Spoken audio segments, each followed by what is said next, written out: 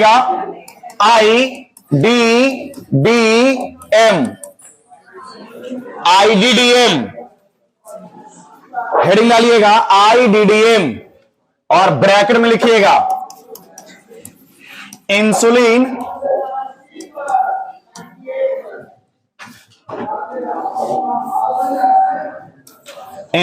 Depended diabetes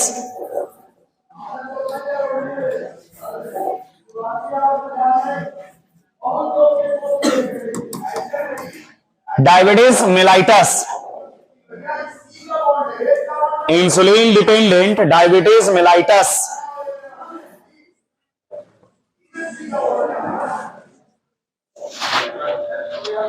insulin dependent diabetes mellitus, insulin dependent diabetes mellitus डाल दिया। देखो बहुत ही खतरनाक बीमारी है ये, मिलार दे क्या, इंसुलिन डिपेंडेंट डायबिटीज mellitus। सुनिए, एक्चुअली सुनिएगा, इधर एक होता है बेटा, इधर देखो, डायबिटीज इंसिपिडस, क्या होता है, इंसिपिडस, और एक होता है डायबिटीज mellitus। शायद हम पहले कभी बताए हैं डायबिटीज mellitus, तो हम अभी इंसिपिडस के बिल्कुल बात करने वाले, जो भी बात करेंगे वो किसका बात करेंगे, mellitus का। तो सुनिए, ये एक ऐसा बीमारी है जिसको जानने के लिए आपको पेनक्रियाज के बारे में थोड़ा जानकारी लेना पड़ेगा। अब इधर उधर देखोगे तो कभी जीवन में समझ में आने वाला नहीं है। सुनिए, आपने स्टोमिक का नाम सुना है? क्या होता है स्टोमिक? अमाशय होता है, और क्या होता है? जहां भोजन कुछ समय के लिए जमा रहता है, अरे बोलो, और उसके बाद छोटी आंत में अमाशय जो है खुल जाती है। तो जो ये डियोडिनम भाग है, छोटी आंत का सबसे पहला भाग डियोडिनम, यहीं से एक पत्तानुमा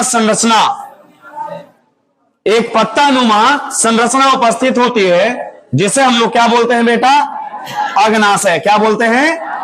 अग्नाशय। हिंदी में बोलते हैं अग्नाशय और इंग्लिश में बोलते हैं पेनक्रियाज। क्या बोलते हैं बेटा?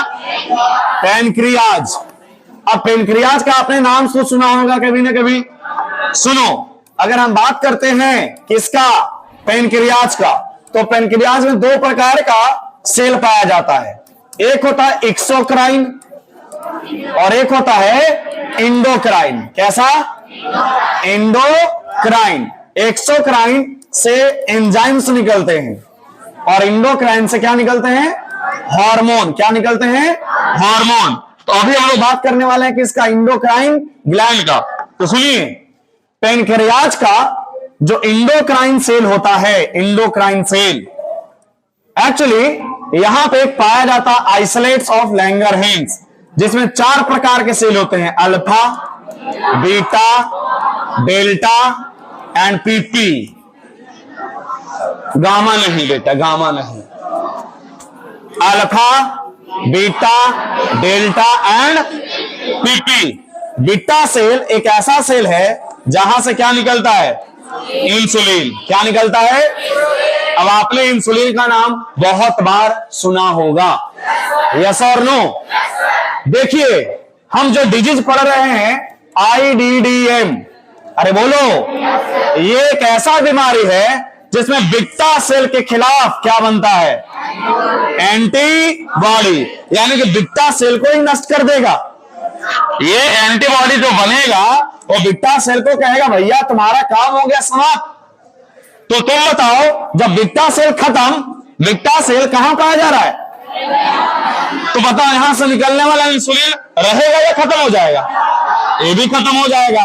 और तुमको पता है कि इंसुलिन की कमी से डायबिटीज रोग होता है, मधुमेह, चिनिया की बीमारी, यस और नो?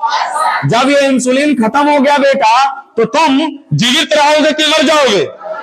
सबसे पहले डॉक्टर के पास जाओगे, डॉक्टर आपका इलाज करेगा और अगर हो सके तो ठीक कर ले, और ना तो बोलेगा कि भैया आपको इंसुलिन बाहर से लेना पड़ेगा। तब आप जीवित रहोगे, और नहीं तो आपकी फाइल हो जाएगी क्लोज। राम नाम बुढ़िया नदी इंतजार कर रहा है। आया समझ? अब बताओ बच्चा बाड़ी, यहां पे जो इंसुलिन है वो कहां से निकल रहा था? बीटा सेल से। बीटा सेल के खिलाफ क्या बन गया? बीटा सेल कहां पाया जाता है? एंडोक्राइन। ये किसमें है? पेनक्रियाज में। अब ध्यान से सुनिए, जब आप किस पर डिपेंड हो जाओगे? इंसुलिन पर। यानी कि आप इंसुलिन पर बाहर से डिपेंड है। अगर अंदर वाला सेल सही रहता तो आपको बाहर से लेने की जरूरत, इसीलिए आप इंसुलिन पर डिपेंड हो गए, जिसका नाम पड़ गया। अब हाँ बताओ, ये बताओ तुम एक चीज बताओ, इंसुलिन की कमी से डायबिटीज हो जाएगा? अगर इंसुलिन तुम नहीं लोगे तो तुम डायबिटीज का शिकार हो जाओगे। अरे बोलो, अब आपको डायबिटीज से बचना है, जिसके लिए आप किस पर निर्भर हैं? तो बोलो इंसुलिन डिपेंडेंट डायबिटीज मिलाइटस। जो व्यक्ति इंसुलिन पर डिपेंड हो गया, किसके वजह से? क्योंकि उसको डायबिटीज मिलाइटस हो गया था। क्या हो गया था? डायबिटीज हो गया था। अरे बोलो, जिसके वजह से किस पर डिपेंड हो गया? इसीलिए नाम क्या पड़ा? IDDM। याद रहेगा नाम क्यों पड़ा? अब सुनिए मेरे बच्चे, अगर आपको डायबिटीज मिलाइटस हो गया है तो आपके साथ बहुत ज्यादा कष्ट होगा, बहुत पीड़ा होगी आपको डॉक्टर डायरेक्ट मना कर देगा कोई भी मीठा चीज खाना, वो चाहे चावल ज्यादा हो, आलू हो, या दुनिया का कोई मीठा चीज हो। आप सब चीज शुगर फ्री खाइए, मांस मछली सब छूट जाएगा आपको। जितना जीवन भर चाहे थे अब सब खत्म। Tata bye bye. अब सूखल सूखल रोटी खाइए और बिना झोर वाला सब्जी खाइए, सब सूखल सूखल। अब सुनो, ऐसा अगर आपको डायबिटीज मेलाइटस हो गया है तो आपके अंदर बहुत सारा सिम्टम देखने को मिलेगा। इधर देखिएगा, जैसे बोलो बेटा पॉली यूरिया, आपको अत्यधिक मात्रा में 1 नंबर आना चालू हो जाएगा, बैक टू बैक। अब सुनिए, जैसे ही आप जाओगे 1 नंबर, तो कुछ समय के बाद आप देखोगे कि आपके टॉयलेट के पास बहुत सारा मात्रा में चींटी वगैरह, चूटा वगैरह लग गया। तो समझ लीजिए कि आपके यूरिन से ग्लूकोज की मात्रा आ रही है। अरे बोलो, जिसको बोलते हैं, बोलिएगा ग्लाइकोसियूरिया। अगर आपको डायबिटीज हुआ है तो आपको अधिक मात्रा में भूख लगेगा। क्यों? क्योंकि आप जो खाना खा रहे हो, खाना में जो ग्लूकोज है, वो ग्लूकोज बांटता कौन था? इंसुलिन। इंसुलिन है नहीं। अरे बोलिए, तो ग्लूकोज जाएगा क्या कोशिका के पास?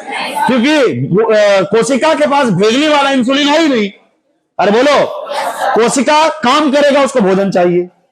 भोजन तो तुम्हारे रक्त में है, लेकिन भोजन पहुंचाने वाला कौन था? तो कोशिका आपको ऐसा महसूस करवाएगा कि आपको भूख लगा हुआ है। अरे बोलो, अब बार बार तुम टॉयलेट जाओगे तो आपकी बॉडी में पानी की कमी होगी, तो बार बार प्यास भी लगेगा। यानी कि जब आपको डायबिटीज हो जाएगा तो ज्यादा आपको प्यास भी लगेगा और ज्यादा आपको भूख भी लगेगा। अरे बोलो, अरे बोलता कहीं। तो ज्यादा प्यास और ज्यादा भूख लगना को बोलते हैं, बोलिएगा पॉलीडिप्सिया, पॉलीफेजिया। पॉलीडिप्सिया और पॉलीफेजिया, ज्यादा भूख लगना, ज्यादा प्यास लगना। तो ये सब लक्षण हैं किसके? IDDM के। बताइए, IDDM में किसके खिलाफ एंटीबॉडी बना? अल्फा या बीटा? बीटा, जिसके वजह से इंसुलिन आना चालू हो गया, बंद हो गया। हाँ, तो ऐसे बोलो बंद हो गया। तो लिखिए पॉइंट,